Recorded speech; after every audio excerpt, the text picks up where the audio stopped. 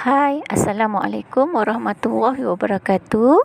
Berjumpa lagi dengan Cikgu Syikin hari ini. Kita akan belajar Bahasa Melayu tahun 1, Unit 18. Hebatnya inovasi, kemahiran mendengar bertutur dan membaca. Buku aktiviti jilid 2, muka surat 35 dan 36.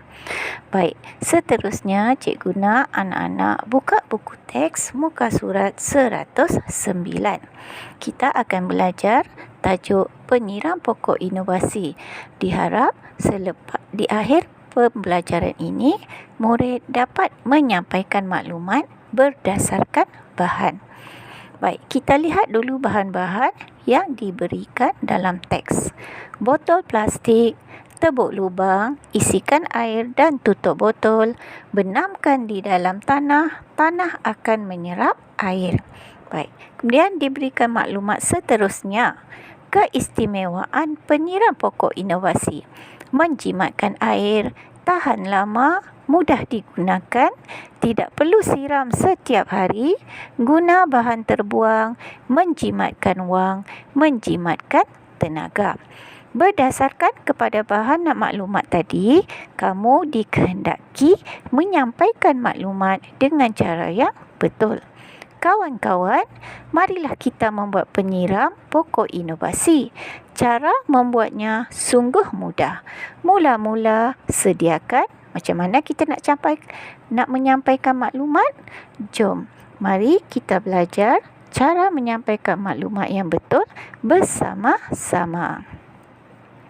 Gambar yang pertama. Mula-mula sediakan sebiji botol plastik. Gambar yang kedua, kemudian tebuk lubang pada tudung botol itu. Gambar ketiga dan keempat, selepas itu isikan air ke dalam botol dan tutup dengan tudungnya. Gambar kelima, akhir sekali benamkan botol di dalam tanah. Gambar yang keenam, tanah akan menyerap air dari botol itu. Okey, maklumat kita sudah siap. Baik, sebelum tu cikgu nak anak-anak tengok anak panah merah yang cikgu tunjukkan dalam maklumat tadi. Mula-mula, kemudian, selepas itu, akhir sekali. Baik, ini semua adalah contoh penanda wacana yang kita gunakan dalam ayat. Seterusnya, untuk aktiviti yang pertama, cikgu nak kamu salin maklumat ini, tulis di dalam buku tulis bahasa Melayu. Jangan lupa tulis hari, tarikh, tajuk, ambil dari petikan, salin sahaja maklumat tersebut dengan betul dan kemas. Seterusnya, cikgu nak anak-anak buka buku aktiviti jilid 2, muka surat 35. Kita akan belajar benda yang sama, iaitu menyampaikan maklumat berdasarkan gambar. Tajuk hebatnya inovasi. Ayah menyediakan bahan-bahan seperti, tengok dekat dalam buku, tong plastik, batu kerikil, pasir, arang. Maklumat lain, cara membuat penapis air. 1. Masukkan arang di lapisan bawah. 2. Masukkan pasir di lapisan tengah. 3. Masukkan batu kerikil di lapisan atas. 4. Sambungkan paip air di bahagian atas tong. 5. Pasangkan pili air di bahagian bawah tong. Wah, hebatnya penapis air ayah. Kami sekeluarga dapat minum air yang bersih setiap hari. Kawan-kawan, saya ingin menyampaikan maklumat. Okey, cara menulis maklumat sama seperti yang cikgu ajar sebelum ini. Jadi, cikgu nak anak-anak tulis maklumat itu dengan betul.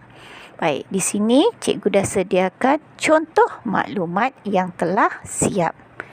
Kawan-kawan, saya ingin menyampaikan maklumat tentang cara ayah membuat penapis air.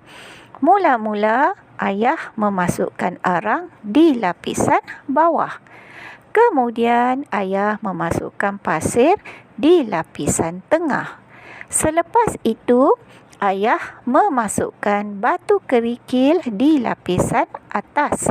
Seterusnya, ayah menyambungkan paip air di bahagian atas tong. Akhir sekali, ayah memasang pili air di bahagian bawah tong.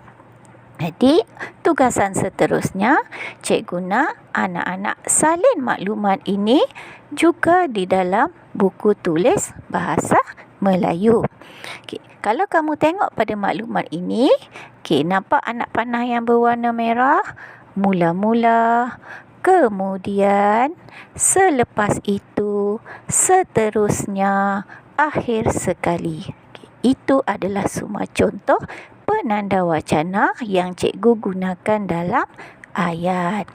Seterusnya, buka buku aktiviti muka surat 36, latihan yang sama. Sampaikan maklumat berdasarkan gambar. Baik, diberikan gambar basikal elektrik.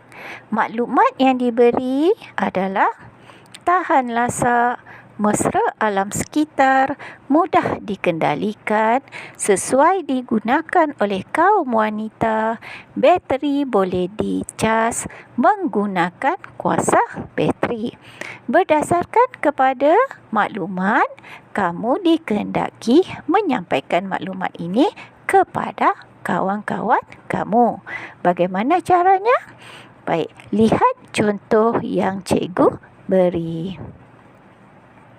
Maklumat yang pertama, kawan-kawan, ibu saya membeli sebuah basikal elektrik. Kata ibu, basikal ini sangat istimewa. Basikal elektrik ini menggunakan kuasa bateri. Bateri basikal ini boleh dicas semula. Basikal ini mesra alam sekitar. Okey.